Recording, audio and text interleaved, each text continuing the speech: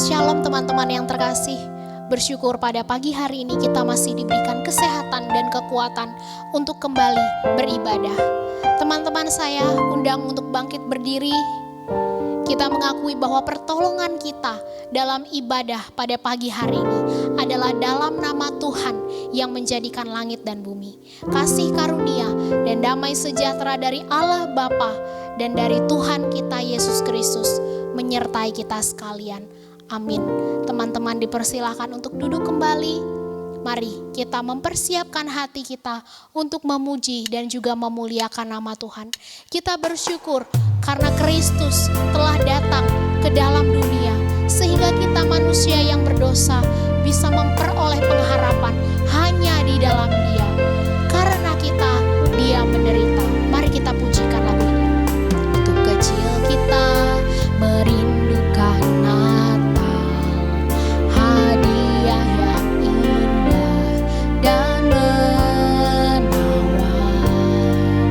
namun tak menyadari seorang bayi telah lahir, bawa keselamatan untuk manusia.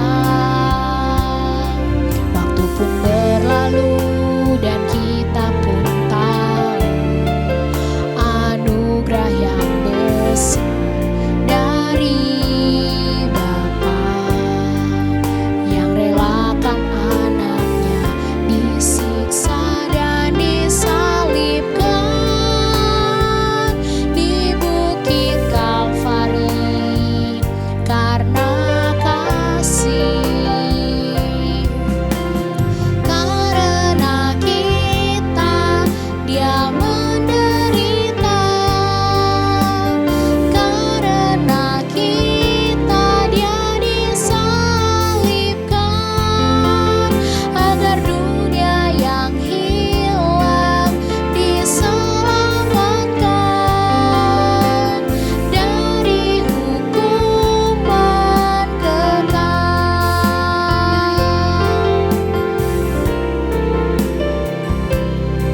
Waktu pun berlalu dan kita pun tahu anugerah yang besar dari Bapa yang relakan anaknya disiksa dan disalibkan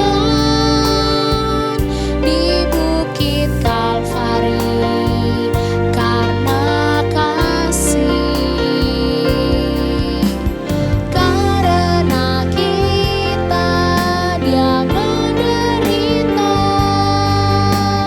karena kita Dia disalibkan, agar dunia yang hilang diselamatkan dari hukuman kekal. Karena kita Dia menderita,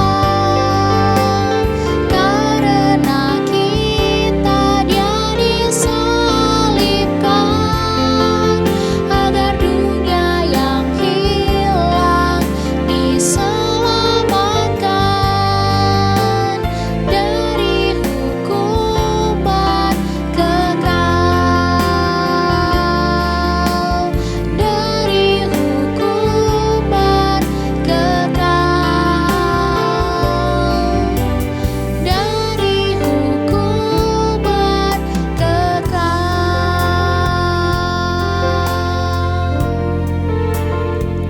Mari kita berdoa. Bapa di sorga, kami bersyukur kepadamu untuk anugerah Tuhan yang begitu besar di dalam kehidupan kami. Bukan saja Tuhan telah memelihara kami sampai dengan hari ini, tapi terima kasih Tuhan karena Engkau telah datang ke dalam dunia untuk menebus kami manusia yang berdosa, sehingga di dalam Engkau kami memperoleh pengharapan. Tuhan, kami bersyukur untuk anugerah-Mu yang besar itu. Tapi kami juga menyadari bahwa kadangkala di dalam kehidupan ini kami seringkali berjalan sendiri. Kami tidak lagi taat mengikuti perintah Tuhan. Oleh sebab itu mohon belas kasihan Tuhan, menyucikan dan menguduskan setiap kami. Sehingga ketika kami datang kepada Tuhan, memuji dan juga membesarkan nama Tuhan, pujian yang kami naikkan itu boleh sungguh berkenan di hadapan Tuhan. Dan nama Tuhan sajalah yang dipermuliakan melalui ibadah kami pada pagi hari ini. Berkati setiap kami ya Bapa, dan biarlah Engkau boleh menjamah hati dan juga pikiran kami. Di dalam nama Tuhan Yesus kami sudah berdoa dan bersyukur. Amin. Teman-teman, saya undang untuk bangkit berdiri. Kita akan bersyukur kepada Tuhan. Kita mau menyanyikan puji-pujian kita hanya untuk Tuhan, karena Dia telah datang ke dalam dunia dan itu mendatangkan sukacita bagi setiap kita. Kita katakan, hai mari berhimpun dan bersukaria, karena Raja Bala Sorga itu telah datang ke dalam dunia. Dengan bertepuk tangan mari kita pujikan lagu ini, hai mari berhimpun.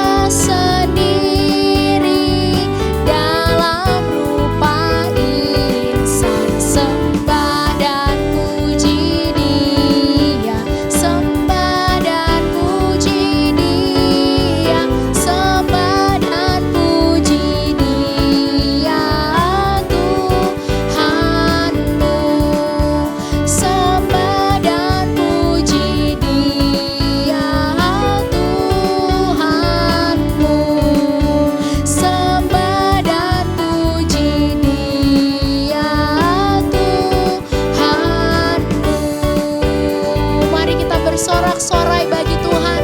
Kita bersyukur karena Dia telah datang ke dalam dunia untuk menebus kita manusia yang berdosa. Masih tetap terus bangkit berdiri dengan bertepuk tangan. Kita mau katakan kesukaan bagi dunia, karena Raja itu telah lahir ke dalam dunia. Dan kita mau menceritakan kesukaan itu kepada orang-orang yang ada di sekitar kita. Joy to the world, the Lord is come. Joy to the world, the Lord is come. Let earth receive her King. Let every heart prepare Him room. And heaven and nature sing, and heaven and nature sing, and heaven and nature sing. Kesukaan bagi dunia, penebus datanglah. Beri hatimu kepadanya, sekalian nyanyilah, sekalian nyanyilah, sekalian orang bernyanyilah, sekalian orang bernyanyilah, sekalian orang bernyanyilah.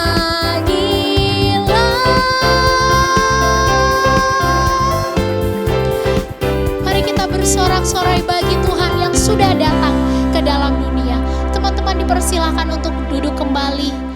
Kita akan persiapkan hati untuk mendengarkan kebenaran firman Tuhan yang akan disampaikan oleh hambanya, penginjil Maria. Seorang anak telah lahir untuk kita. Seorang putra telah diberikan bagi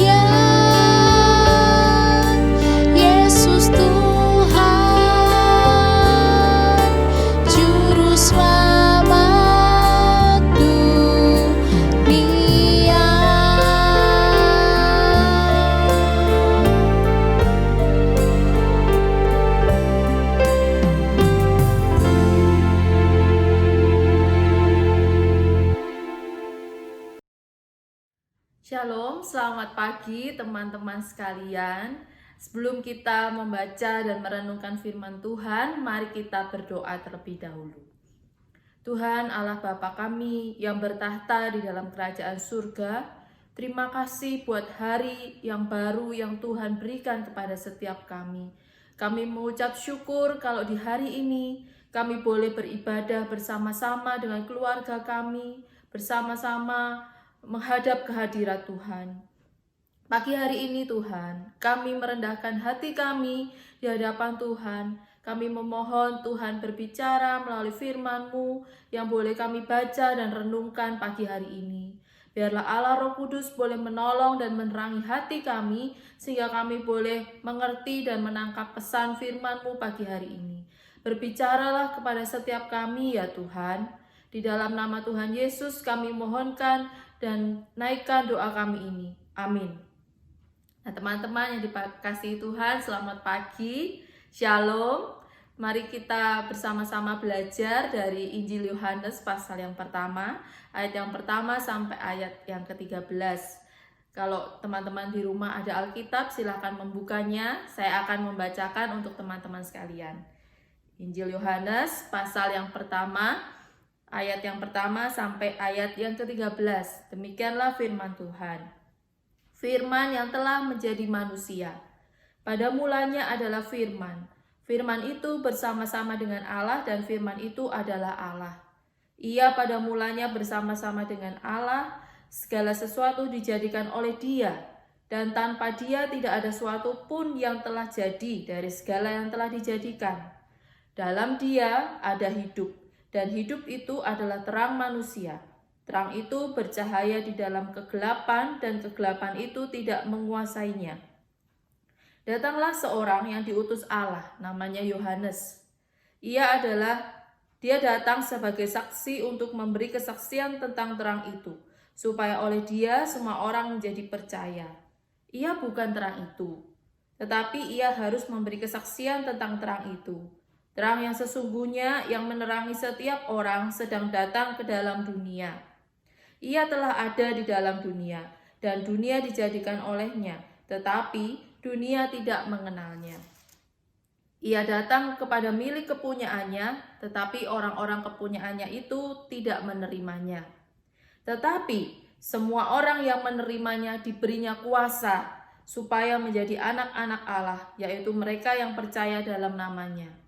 Orang-orang yang diperanakan bukan dari darah atau dari daging, bukan pula secara jasmani oleh keinginan seorang laki-laki, melainkan dari Allah.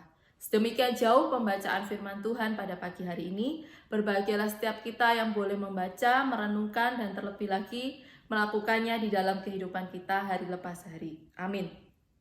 Nah teman-teman yang dikasihi Tuhan, saya diberi tema He is already here. Satu tema ini akan kita bahas melalui Injil Yohanes yang pertama, ayat yang pertama sampai ayat yang ke-13 ini. Nah, saudara, sebelum memulainya saya akan bertanya kepada saudara sekalian. Bagaimana perasaan saudara kalau saudara memberikan sesuatu barang yang berharga kepada seseorang dan orang tersebut mengabaikannya atau bahkan menolak pemberian tersebut? Saudara-saudara yang dikasihi Tuhan, ketika saya membayangkan jika saya ada di posisi yang demikian, mungkin saja akan muncul perasaan kecewa, perasaan sedih, bahkan mungkin perasaan tertolak. Karena saya begitu berharap pemberian itu dapat diterima dengan sukacita, dapat membuat hati dia senang, tetapi ternyata pemberian itu justru ditolak dan tidak diterima dengan baik. Nah, saudara-saudara, sikap menolak atau sikap meremehkan atau sikap menyia-nyiakan sebuah pemberian yang baik itu adalah gambaran umat Israel. Mengapa saya katakan demikian? Karena umat Israel itu memiliki sikap meremehkan dan bahkan tidak menganggap anugerah Allah itu sebagai hal yang berharga bagi mereka. Nah, saya mengajak saudara-saudara sekalian untuk boleh melihat dari PL, Perjanjian Lama. Khususnya dalam kitab Yesaya pasal yang pertama. Saya akan membukakan untuk saudara sekalian. Yesaya pasal yang pertama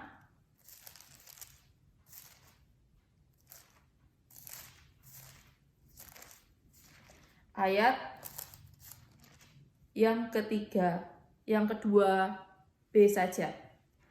Di situ dikatakan, aku membesarkan anak-anak dan mengasuhnya, tetapi mereka memberontak terhadap aku. Sekali lagi, aku membesarkan anak-anak dan mengasuhnya, tetapi mereka memberontak terhadap aku. Itulah gambaran umat Israel. Mereka digambarkan sebagai umat yang memberontak, seperti seorang anak yang memberontak kepada bapaknya. Bayangkan, hati orang tua yang membesarkan, merawat, mengasuh, dan bahkan penuh dengan kasih sayang dan pengorbanan kepada anak-anaknya, tetapi setelah anak itu mendapatkan kasih sayang, mendapatkan perhatian dari orang tuanya, mereka tidak memberikan rasa hormat kepada orang tuanya. Mereka tidak tahu berterima kasih, mereka tidak memperdulikan kata-kata orang tua mereka. Hati orang tua mana yang tidak kecewa terhadap anak-anak yang demikian? Demikianlah bangsa Israel. Mereka adalah bangsa yang tidak dengan serius menanggapi anugerah Allah. Mereka adalah bangsa yang tidak serius menyambut anugerah Allah itu. Bangsa Israel terlalu sering menolak perintah Allah. Mereka terlalu sering tidak mendengarkan setiap perkataan nabi-nabi yang menyampaikan pesan Allah. Mereka juga selalu menyimpang dari kebenaran, dari melakukan keadilan. Mereka tidak bertobat dari kesalahan-kesalahan mereka. Mereka dapat dikatakan sebagai bangsa yang keras kepala, atau yang kita sering dengar sebagai bangsa yang tegar tengkuk. Mereka begitu keras dan tidak mau merendahkan diri di hadapan Tuhan.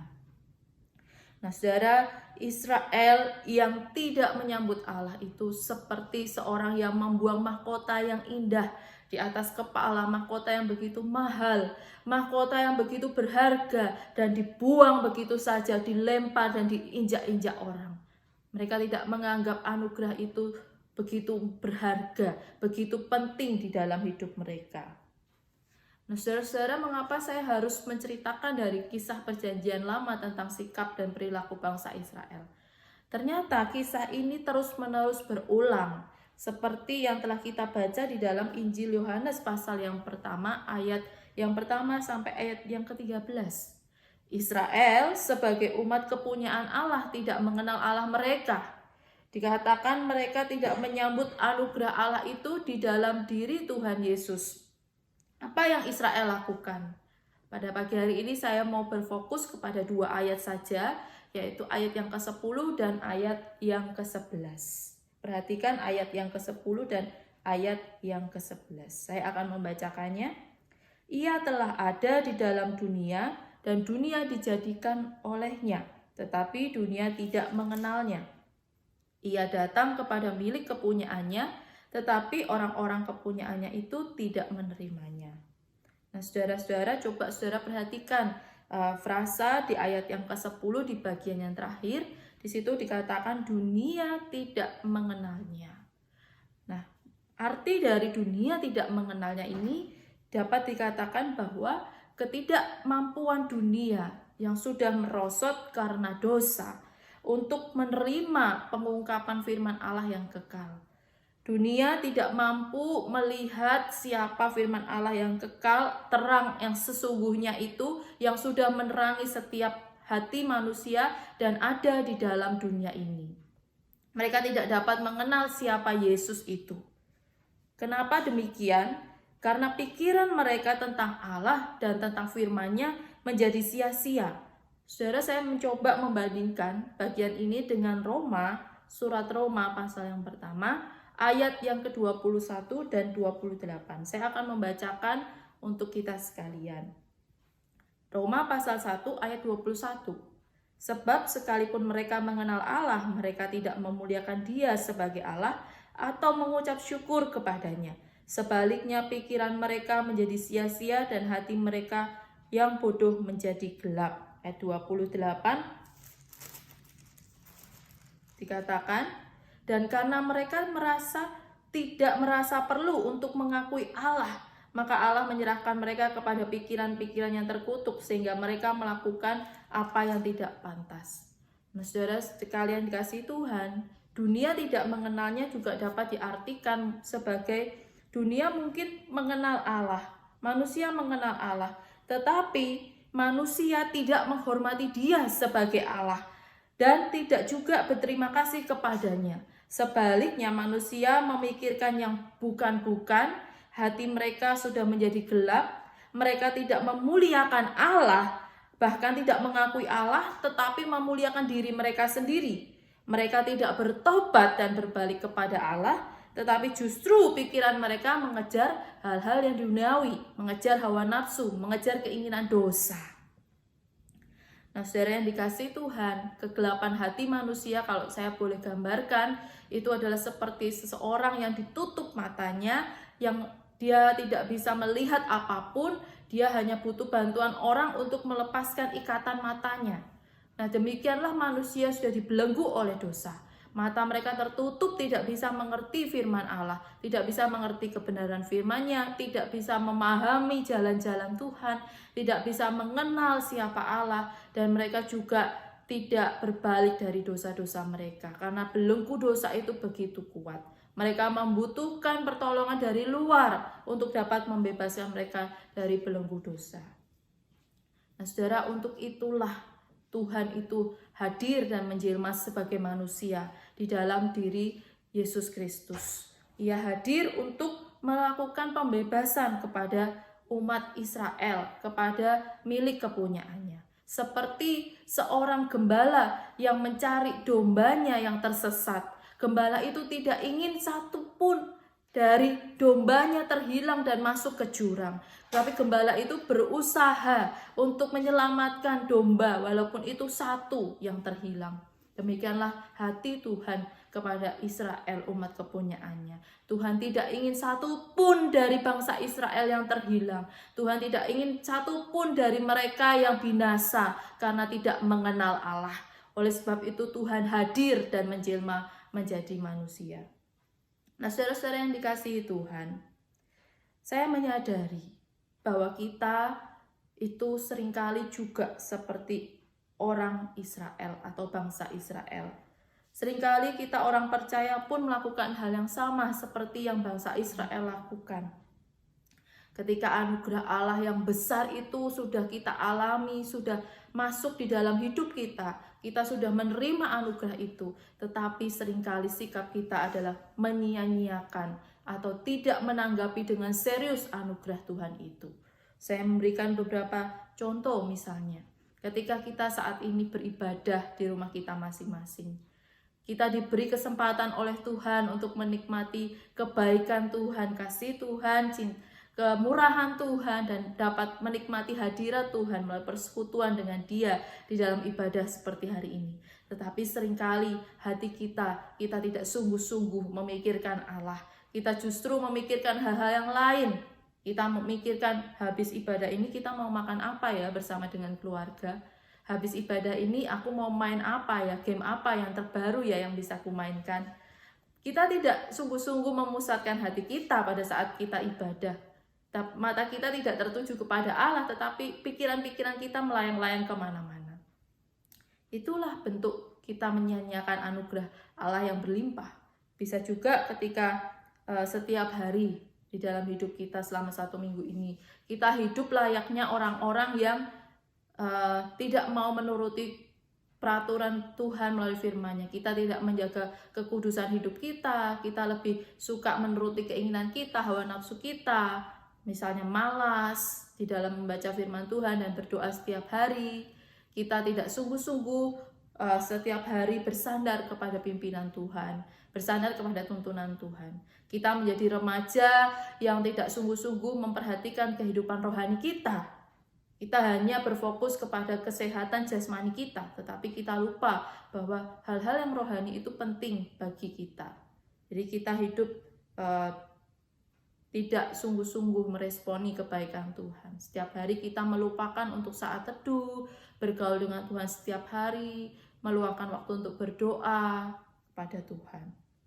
Dan bahkan di atas segalanya kita lupa bahwa kita telah ditebus oleh Tuhan dan kita sudah diselamatkan dari belenggu dosa, kita sudah mengalami keselamatan yang kekal itu, dan kita merasa itu sebagai suatu hal yang biasa, Kita tidak meresponi keselamatan itu sebagai anugerah yang mahal yang Tuhan berikan secara cuma-cuma kepada kita. Kita tidak menyambutnya dengan sungguh-sungguh. Melainkan kita hidup sebagai orang-orang yang terus mengejar hawa nafsu dosa, dan kita juga mengejar hal-hal yang ada di dalam dunia ini. Uang, kesuksesan belaka, tetapi kita tidak mengejar hal-hal kerajaan surga yang bernilai kekal. Nah, mungkin teman-teman berpikir bahwa keselamatan kita sudah terima, tetapi teman-teman tidak menganggap keselamatan itu sebagai hal yang utama, karena mungkin kalian berpikir kebutuhan kalian sekarang adalah kebutuhan untuk mendapatkan kesenangan, kebutuhan untuk mendapatkan liburan, kebutuhan untuk mendapatkan ketenangan, dan lain sebagainya. Tetapi pada hari ini kita mau belajar bahwa kebutuhan utama manusia berdosa adalah keselamatan. Mengapa demikian? Karena keselamatan itu adalah jaminan untuk kita beroleh hidup yang kekal. Dan Yesus hadir menjelma sebagai manusia. Ia datang kepada milik kepunyaannya, yaitu orang Israel, dan kita hari ini yang sudah ditebus, untuk menyatakan bahwa di dalam Dia adalah satu-satunya jalan keselamatan yang memberikan hidup yang kekal. Kristus hadir dan memberikan jawaban atas kebutuhan umat manusia, yaitu keselamatan. Dan Dia sudah ada di dalam dunia sejak di dalam kekekalan, dan Dia hadir menyapa kita semua di dalam tubuh manusia, yaitu di dalam diri Yesus Kristus, untuk menyatakan kepada kita bahwa Dia benar-benar hadir di dalam dunia ini untuk menyelamatkan dunia yang berdosa, yang di dalamnya adalah saudara dan saya yang berdosa. Nah, saudara yang dikasihi Tuhan, melalui perenungan bagian ini, saya coba memikirkan sebuah pertanyaan yang bisa kita bawa pulang dan renungkan bersama-sama. Pertanyaan itu adalah, sudahkah kalian meyakini anugerah keselamatan di dalam Kristus itu? Sudahkah kalian menerima Tuhan sebagai juru selamat kalian secara pribadi? Saudara, sudahkah di dalam hidup saudara benar-benar menerima Dia sebagai juru selamatmu, benar-benar menyambut dan menanggapi dengan serius anugerah keselamatan yang Tuhan berikan kepada kita? Saudara, jika saudara mengatakan di dalam hati, saya belum dengan sungguh-sungguh menerimanya, maka pada hari ini masih ada kesempatan untuk kita betul-betul menanggapi anugerah itu secara serius di dalam hati kita. Betul-betul menerima Dia sebagai juru selamat di dalam hidup kita, sebagai Tuhan di dalam hidup kita. Saudara, maukah saudara menerima Kristus dan menyambut anugerahnya itu di dalam hidup saudara sekalian? Jika saudara berkata iya, mari saudara berdoa dengan saya. Mari kita berdoa. Bapa di dalam surga, terima kasih ya Tuhan untuk segala kebaikan yang Kau berikan bagi kami. Melalui firman yang kami baca dan renungkan hari ini, kami sadar ya Tuhan, bahwa seringkali kami menjadi anak-anak-Mu yang tidak serius menyambut dan menerima anugerah itu. Kami tidak serius Tuhan melakukan bagian kami ketika kami sudah diselamatkan oleh Tuhan. Seharusnya kami menjadi anak-anak Tuhan yang begitu mengasihi Tuhan, yang begitu mencintai Tuhan. Karena Tuhan sudah datang dan mengorbankan segala-galanya bagi kami. Tuhan sudah memberikan segala-galanya bagi kami supaya kami selamat, supaya kami memperoleh hidup yang kekal. Tuhan, tolonglah kami supaya kami terus belajar untuk menjadi anak-anak-Mu. Kami dimampukan oleh Engkau Tuhan, melalui Roh Kudus-Mu, untuk kami boleh menjadi anak-anak Tuhan yang mengasihi Engkau dan menerima Engkau sebagai Tuhan dan Juru Selamat kami di dalam hidup kami. Terima kasih Tuhan untuk firman-Mu pagi hari ini yang boleh kami dengar dan kami boleh baca dan renungkan.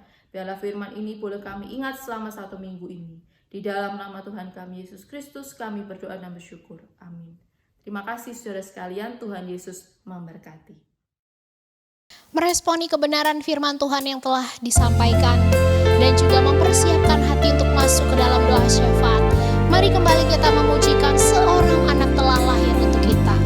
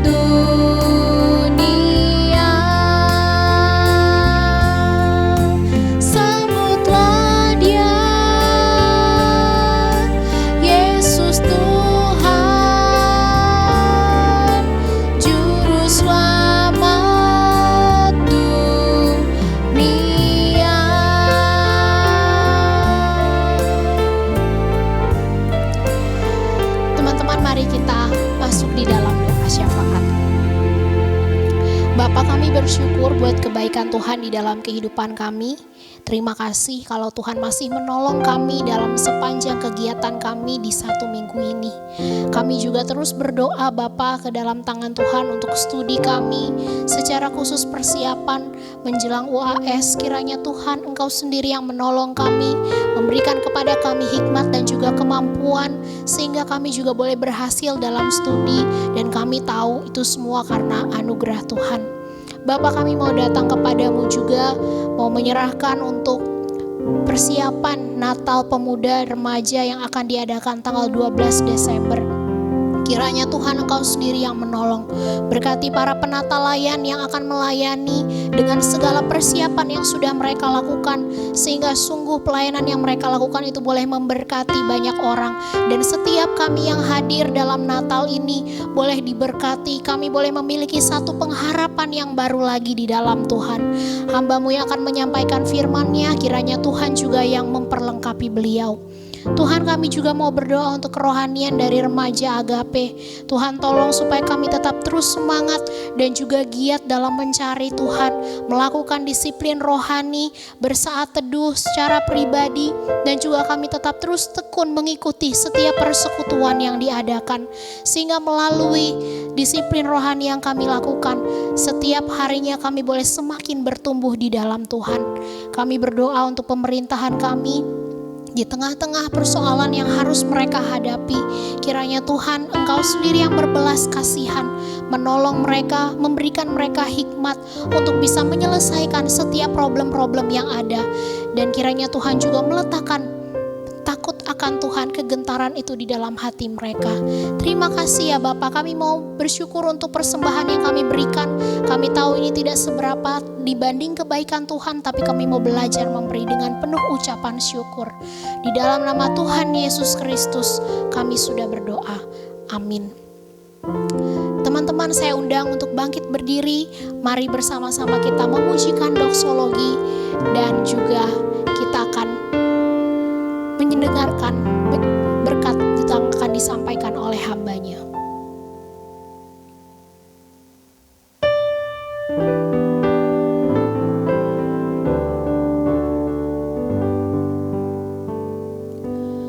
Puji Allah Bapa Putra, puji Allah Roh Kudus, ketiganya yang esa. Pohon selamat sumber berkat. Amin.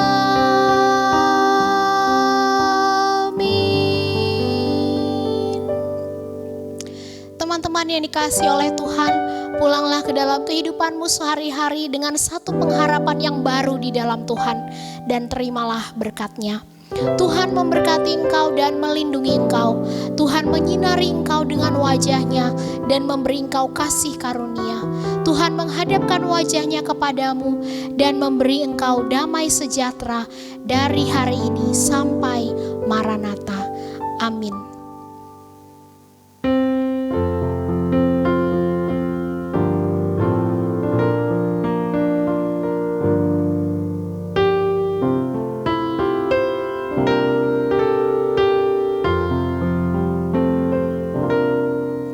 Bapa, terima kasih.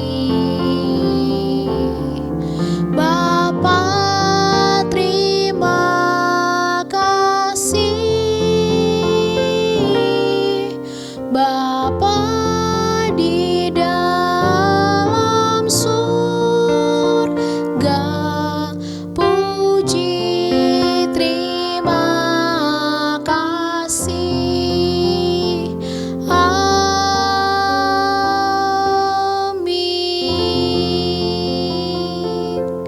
Teman-teman dipersilakan untuk duduk kembali, silakan bersaat teduh sejenak. Tuhan Yesus memberkati saudara dan juga saya. Selamat hari Minggu.